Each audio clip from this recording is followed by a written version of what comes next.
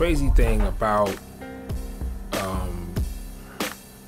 this record is that all the circumstances that happened during the course of recording this album. This album, this is my 6th album, and this is probably the most important album in my life, especially now that it's coming out. My last album was about maybe 3.5, almost 4 years ago, and since that time period, my family has literally gone through hell.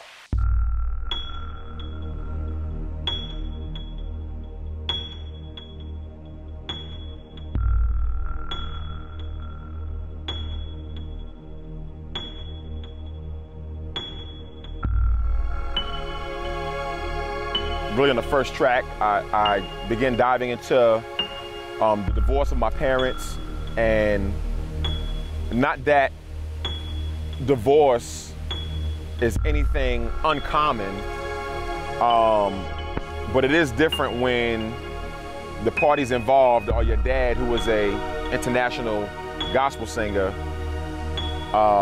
and your mom's. And then on top of that, when there's infidelity involved, when there's,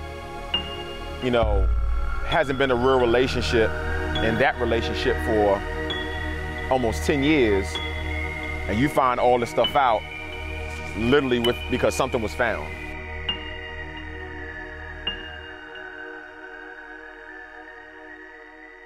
As a son of a gospel minister, a world famous TBN gospel minister, sometimes you can't express yourself the way you want to express yourself. In the middle of this album, I lost 2 friends. One, my close business partner over 15 years, and songwriting partner, person I did most of my records with as a songwriter, and came home from Vegas, dropped dead.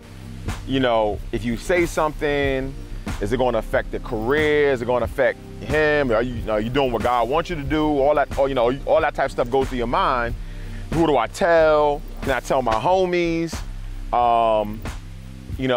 And you try to go between protecting and also, needing therapy. 5 months later, another friend of mine, Shahid from the Poor Righteous Teachers, another good friend of mine, I just got through playing this record for him.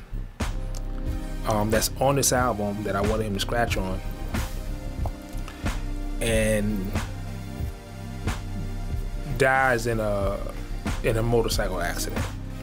This album served as my therapy. It served as a way when I felt like I was at the moment where I was the most vulnerable. I wanted to wild out. I wanted to, go buy some ads and put them out and be like, look what this dude did. You know what I'm saying? It was like, all right, the safest way that I know how to express myself is to do it in the music. And so in the music, and then even in the music, there were certain things that I had to rewrite. There's certain songs that never made the album. They'll just be on my phone forever. You'll never hear them because they're not appropriate. My dad died when I was 6 years old, Christmas Day. And to say that it kind of brought all those feelings like all combined back into one is an understatement. And me being able to have an outlet, through the gift that he gave me to pour that emotion into it. I even had to find a way to come to terms with my parents' divorce, with how they divorced, with how nasty divorce was, with both of them being Christians, but totally not acting like Christians. I had to come to terms with all that and still be responsible, knowing that people listen to me. With all the things that I was going through, and all the things that Sean was going through, it allowed us to pull the poison out of our lives, and the grief, and the pain, and the confusion.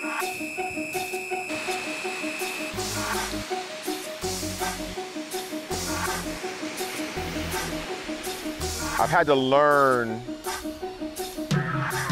A, how to manage emotions, how to forgive, how to tell the story, because at the end of the day, I still got to honor my mother and my father. So how to tell the story while, you know what I'm saying, honor my mom and my father, but being real, being honest and being real. What happens after I leave church when real life kicks in?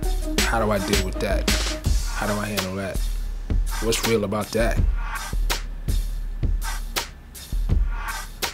That's Prototype 2. Yeah, I really enjoy all my albums because I enjoy the process, but this album, I really enjoyed just the writing process, man, because I was able to get back to lyrics and the things that I love doing. So I hope as you pick it up, Prototype 2, I really hope that you enjoy it.